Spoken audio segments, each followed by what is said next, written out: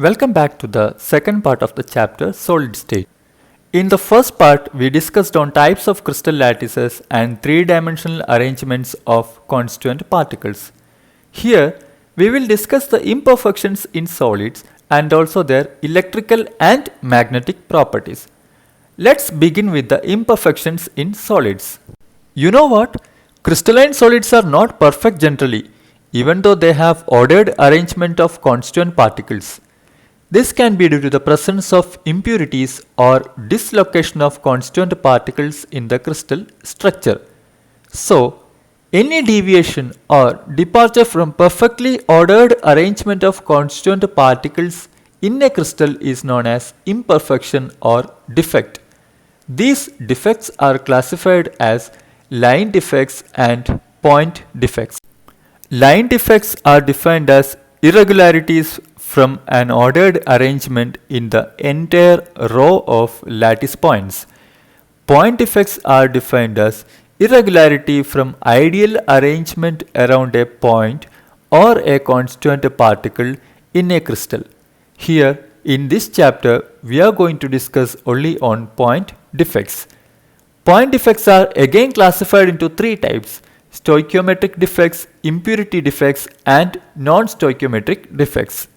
A stoichiometric or intrinsic or thermodynamic defect arises when the ratio of the number of constituent particles remains undisturbed.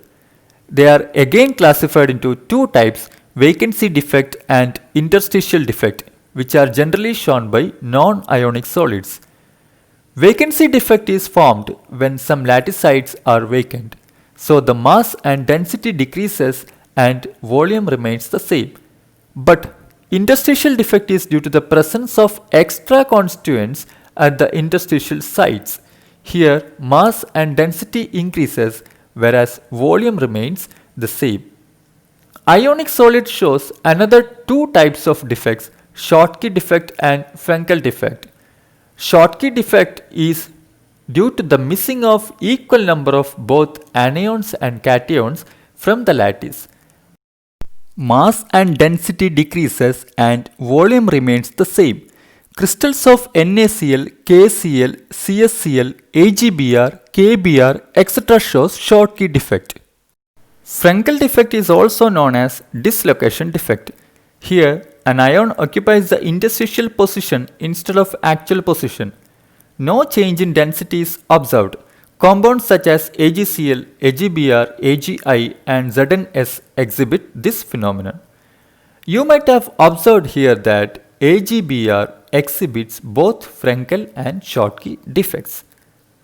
Moving on to the second type of defect, that is impurity defect. Imagine that you are doing crystallization of sodium chloride from its molten state in presence of strontium chloride.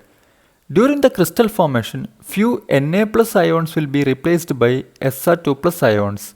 This is called as impurity. In order to maintain electrical neutrality, one Sr2 plus ion will replace two Na plus ions. The last type of defect is non-stoichiometric defect, which disturb the stoichiometry. This is again classified as metal excess defect and metal deficiency defect. Metal excess defect can happen either by anionic vacancy or by the presence of extra cations. Suppose we heat sodium chloride crystals in sodium atmosphere. So, sodium atoms can accumulate on the crystal surface. Also, Cl- ions can diffuse to the surface from the crystal lattice.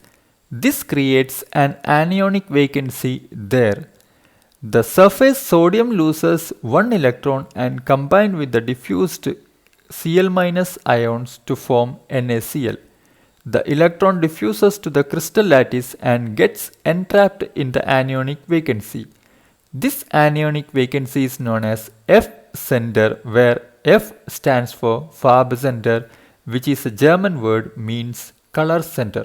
So, excess of sodium gives yellow color to sodium chloride, excess of lithium gives pink color to lithium chloride, and excess of potassium gives violet color to potassium chloride.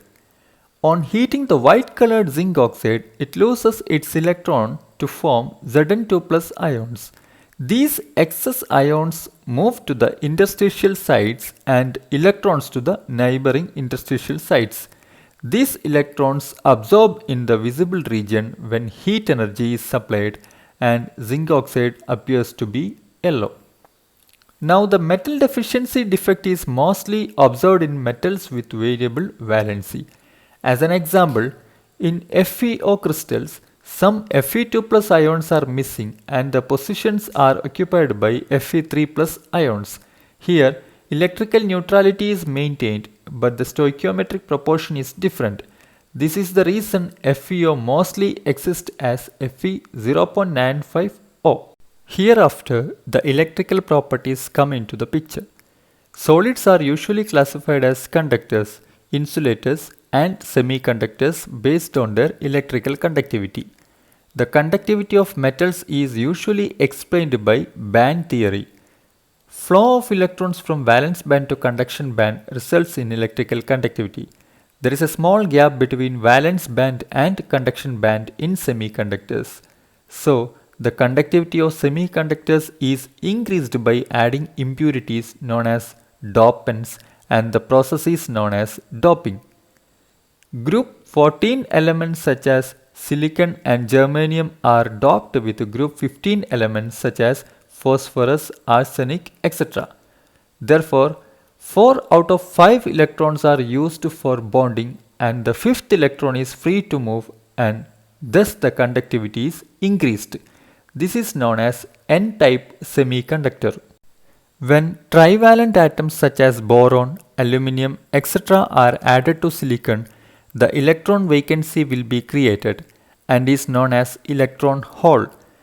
An electron from neighboring atom fills this vacancy by shifting the electron hole.